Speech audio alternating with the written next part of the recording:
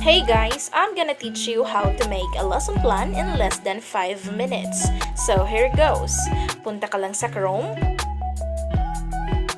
At on the search bar, you just search app.simph.ai.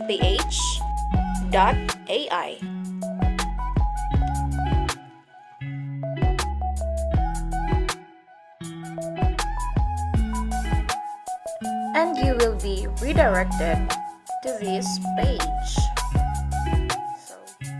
So on the search bar, you just have to search lesson plan. Just like that. At lalabas yung lesson planner page. Just click that one. And immediately lalabas yan. So you just have to enter the code and the objective. So punta ka lang sa curriculum guide or sa MLC. You just copy first the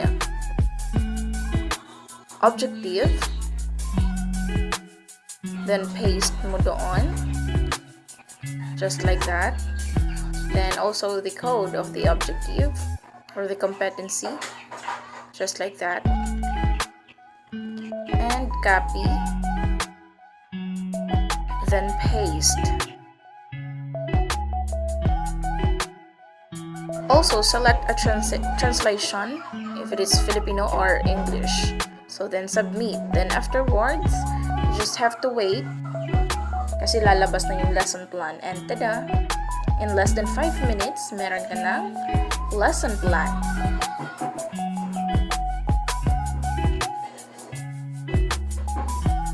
Ang galing, diba?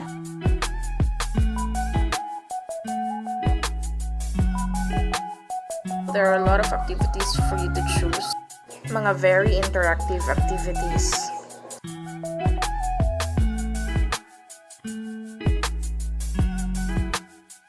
After that, you have to copy and paste kung saan mo gustong i-paste yan. Diba? Meron ka ng lesson plan.